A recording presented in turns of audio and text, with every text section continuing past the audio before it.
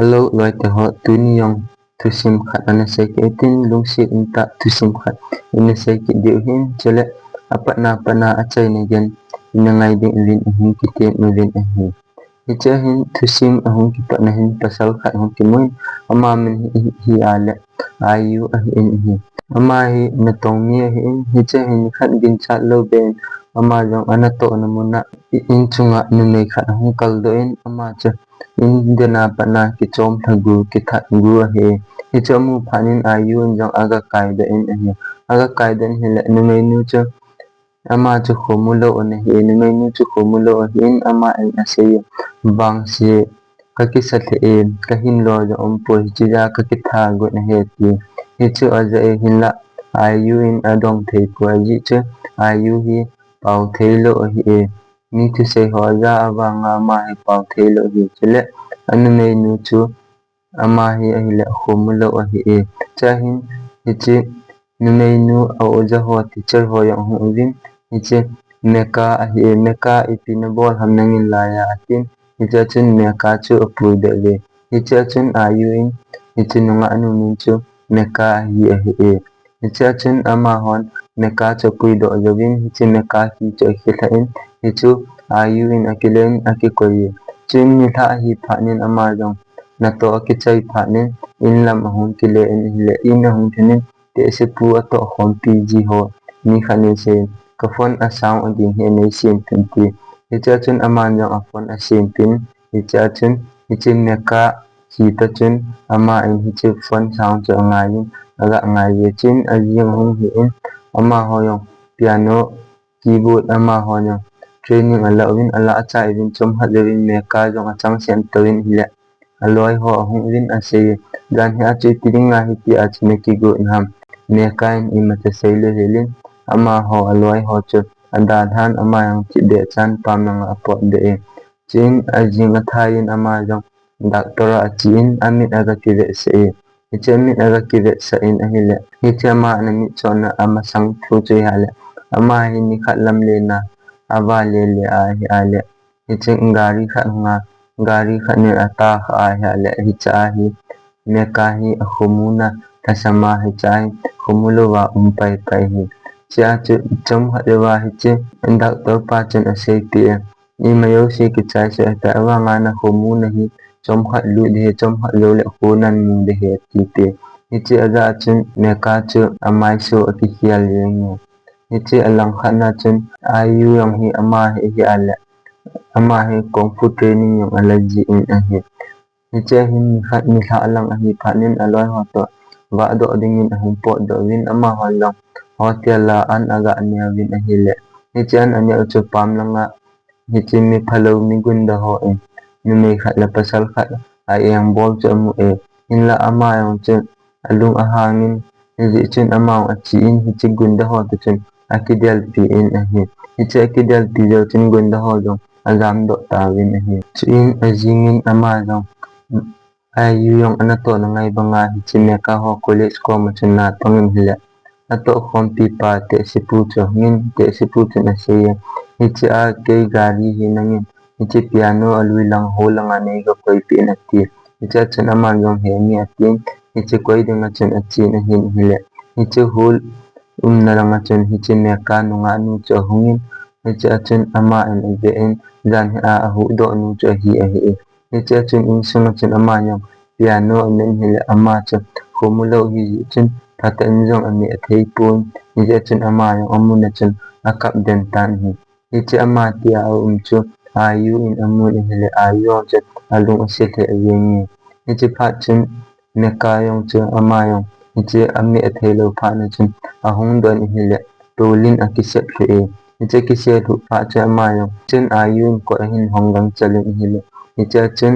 a ki che me ka cha ki che hin la ayu chu a pau thei lo ji chen im chang se le he le hi cha amol chu a pi in a hin hi cha chen ama yong ko la hon pin a chi do tan a hin ama yong an to ki chai phanin aloi ho to wa do ding in ahung po do in le ma hon jong lam pia kar hoi ta kar man tam ta khana mu uve cha chen ama hoyong aga chi nai win in le alang khana asimotu ki ti kan nei pa mi ho ta khat a hung nge ni cha chun ayu chun kar chu ga tong khan a hin le ni cha chun Hashimoto chu lung hangin a hin phoin a lung a hangin ni cha chun aloi ho yong a lung a hangin a hi le ni cha chun ayu chun aloi ho chu a phoi ni cha chun hi cha Hashimoto yong chu pho den ama hon yong kar chu a ve yeng a ve neka to anu to api akimu e hi cha chun ama ni a segi kole song gam he ke ni nong tha ji hon na mi ti in la hi cha ki ho chu hi cha ayu yong chun amu in angai hi cha chun hi cha neka chun se ke chi na nge ati hi cha pha chun ama ni lo asol hanin hi la anu chu hi cha neka he la wa cha ju hanin hi le neka chun a he in ipinga ne ju te hon ham ka se hi lo ham ki le honin ati hi cha pha chun ama ni lo chi be chan anung de hanin ama ni lo achangin asol hanin hi hi cha chu ama achanga chi chu ayu in jong hi chi neka nu chu ji achi na chana anung chu ajuin ama sanga mi iti hama neka hung na mi nom le neka he lo chin ama achi aga se tin neka chu free thenin achi te hi cha chun ama na hin ju ni hi le piano hol mama achi de hin la hi che piano hol hung na sanga chu hi chi neka chun cha di hin ke la lo he hi chi ayu yong gang chalin a thai hi chi cha di la ding chin achi hi cha chun neka in ko cho hung hi le cha di a hin choi lo he phan ama lo hung ki le do tan hi le hi cha chun ayu in ko a hin hung hi che ni khat ni a hi la cho ma no hi cho hin lo ding neka yong chun ko a ki hung ti he hi chin ama yong hung ki le ke ni hi chi in sung chun a lu ni piano aga ki chi men a he chom khat a ki che jawin hi cha chun neka yong pam long hin po den hi le kal vin a ki se he hi chin ayu a chin amol aga pikne hi chin neka chun adang ye nang koi ne hi ham atin hi le ayu chu apau thelo hi chin adon bu thei pon hi chin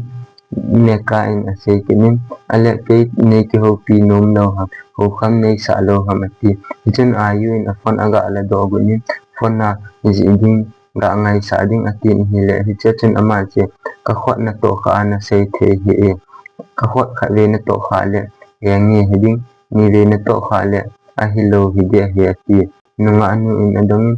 nam yong la ya hi piano studio ne hi ham tim le aman jong pianin kha le ga to kha se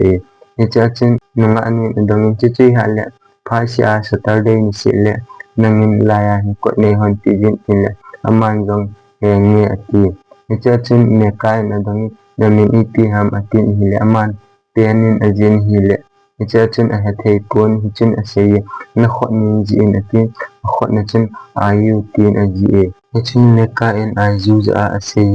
nang yong hi cha piano studio ne ala Saturday ni se le pe ya ding piano te ne me in pi ji ne pi chin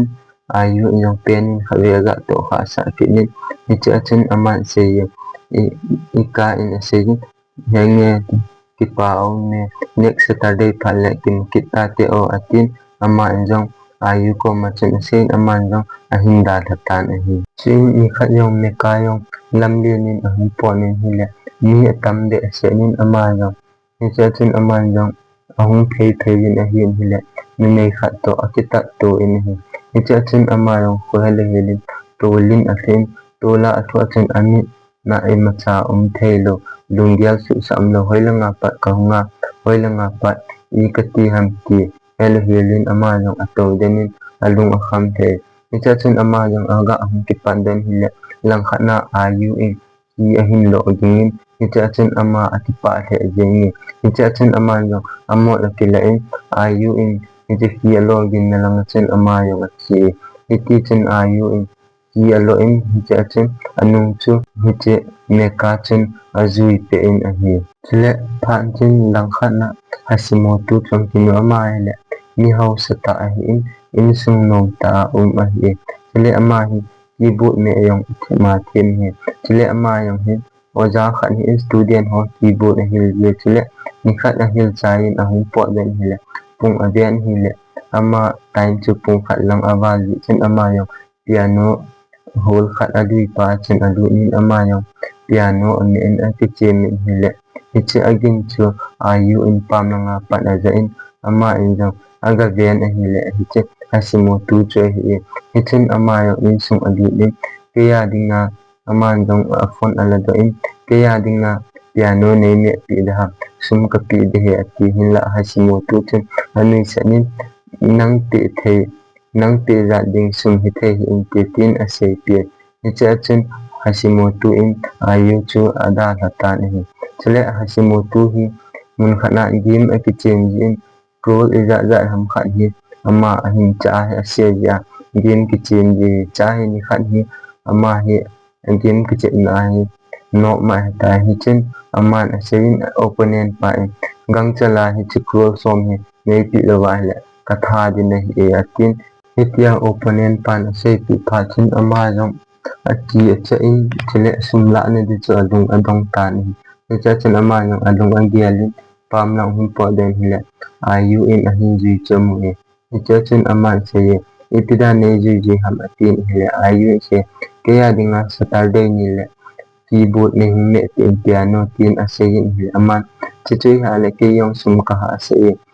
le kame mana la kha ne pi de tin hile ayu chun asein atam wale lung se ta kem khat de kim se ne ti hi cha chun ama se sang so ma nga ne pi de ti hi cha chu ama yong a heng ne tin ke pa then o ne a jing hi thanin hi che Hashimoto chu keyboard me ding ahung tan hi cha chun ayu ne se ke in sunga neka khu neki ha sa loading pau loading na chi ding iti a he ke dan na na ding pau lo hi la ichi hi na lo ji de he tin a se hi cha chen ama no he ne tin ama yo adu kan alu ni hi kitchen piano ame in ichi neka chu angai sen hi la neka in hi chi pa ta ngaya ame se chu ayu in again hi la ayu chu akipa ji ka in ayu yong in ahung pilen aloi ho komin ase to kon pi ho koma na to na ding dang lo wa hitam tin asein ji chu sum ka ngai che de tin asein ahi le ni cha chen aloi ho ni ngan khanin nunga aji te na lo da ham tin ahin dai le ayu chu ima ka sele ni za cha hen hu ni lo le ni chen aloi ho asein nunga aji he ti he chu chen to hon pi ji pa te se pu chang na to ding khat de sen chi khat ke hong kon na to diu ha ma hong tin hi le he cha chen aloi hon ayu cha to sen tin he cha chen ama long na tong ding ayu chu ngan si tan hi chin ajing hong hi phanin alang khana he che Hashimoto chen ni se in ne ka chu keyboard piano a hil ye lang khana ama ni yong he che ne ka to Hashimoto yong chu ke pa ten ama ni yong he chen keyboard ho ki hil yi hanin ichi tia ki hil a hil yi a ichi agin ho ngai ji a ichi ne ka ki pa ji dan chu azi chu ma ki pa ji dan hi ichi i ka dinga hi ma sun hi a zan hi ma zan su na ma na to hi chi ya hi ma hi alel ji wal de senin ana to na ane im fidan ji e yong lel de senin ni khat hi Saturday ni khat hi ma yong jingka thau zo le helin a ni ichi jingka hung tho chen aman angialin piano hulanga chu ichi likabo chu de he atin ama gang chalin hung thoi a cycle a hin tonin ha thain hung thai piano holang chu ni ichi chen piano hol chen ikabo o ne chom halin Hashimoto yong ni ichen ama ni ichi piano chu ame hom hanin hiti chen kipa tain ame sevin hanin anui hom hanin hile ichi hitia han chu ayu in hung hile ayu chu nidanga kipa yi wang chen tu nia Hashimoto to hitia kipa ta na chu aman again hile asei do thelo wanga chu adu sing langa chu ma chu alung ahang hile wale alung I ham khat ati hen hunin hichen ama yo ima cha sei le hilin ichi hol mun chu ahinda thata ni alang khana ayu aloi pa in do adom manu ko ma hunin ama in the movie ve chi te hi cha chen adom manu na sei pe koi chi di ham tin hala ma in sei ayu yong epui de he tin hi ni cha adom manu chen se ayu hi nunga khat jangol a tai ti ni chi thu chu aloi pa na za phanin ni cha chen adong manu umna cho dadan amayong ayu umna munlang achin amayong gari atolin ayu hol achin achin aloi ho ailawale ni amu jausi cho ayu adong ni koi man mapo hichin amayong ato khom piji pa angkal cho ahundang ne angkal cho sei langa hu nunga akhat ya ma ngot tai hichin nunga nu ko no khon pui do gun ati hichin amayong aga hol le len hile gari khanamu hichi gari ninga cha amanyong gari angat age le len hile Hashimoto to hicha ayu umcho mu hicha ayu in Hashimoto sum api cho aman amun hile hicha chin aman agelin ayu wang hi Hashimoto khona o ta ti hichin amanyong Hashimoto chu ahin ju ju yin hile building khana ahin ju de hicha chin noi langa gat homi khanin I hoyan chi gun ham atin hile hicha chin aman yong ati ho hanin ahi hicha chin alang khana ayu to ikayong cho mani yong hichi piano kicha chin ahung thei phei hanin hile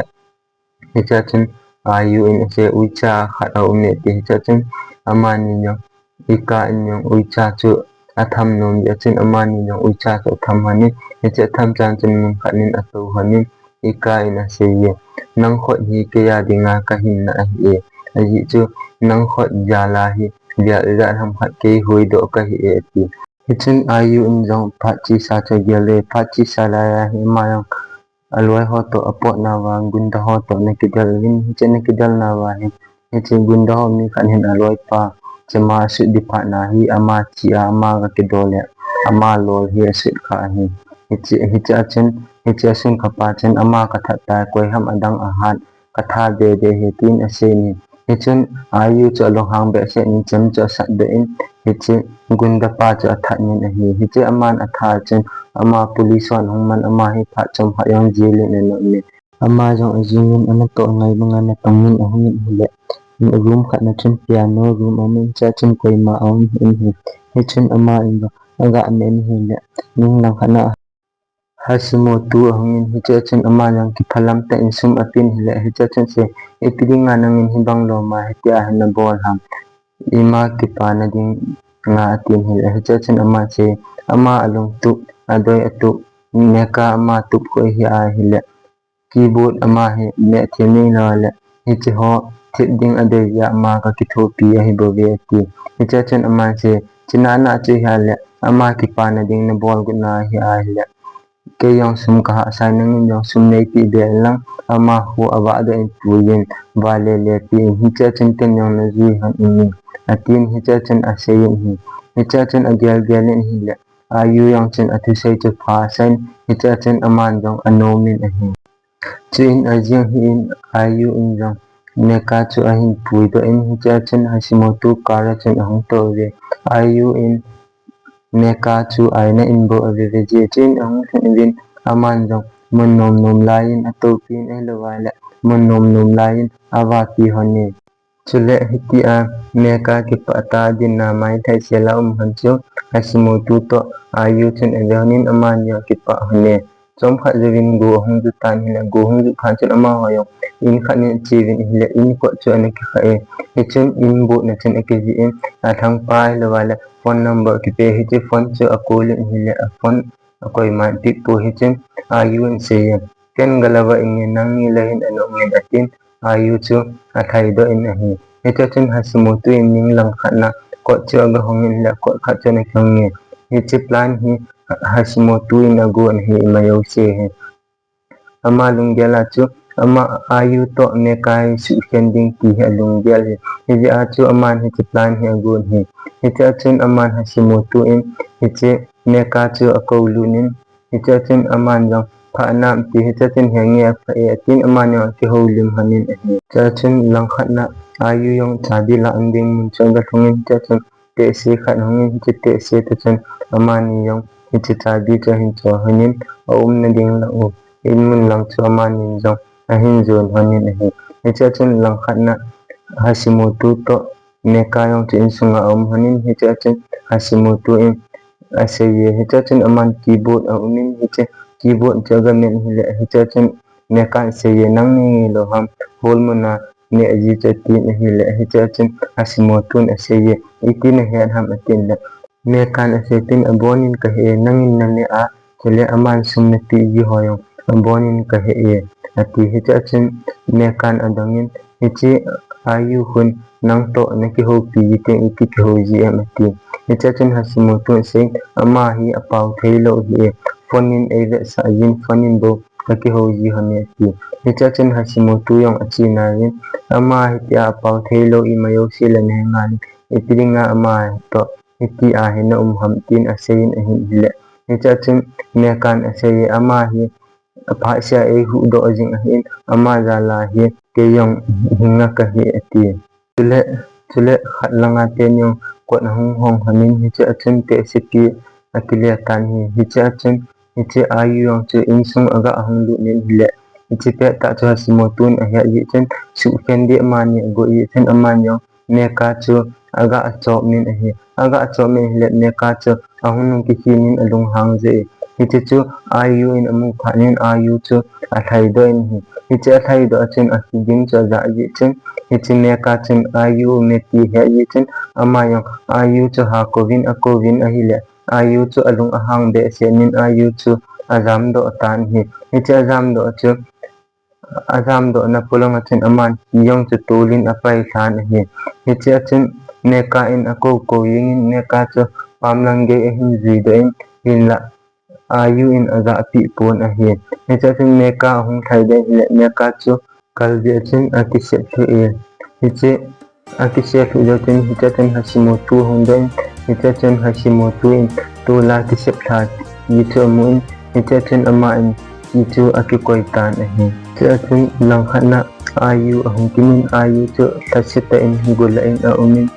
dia lale lungsit the ajengin ayu hin kon hichachin ama jong bansung lang again akap min ahi chile dunia tusim ise chan chintin tu part 1 hintin chile aban phaten le aban item ti hiche aban hi part 2 ten le in sei di hintin chile dunia tusim ise hi nangai no ma hele lungsit ta subscribe le share ne bol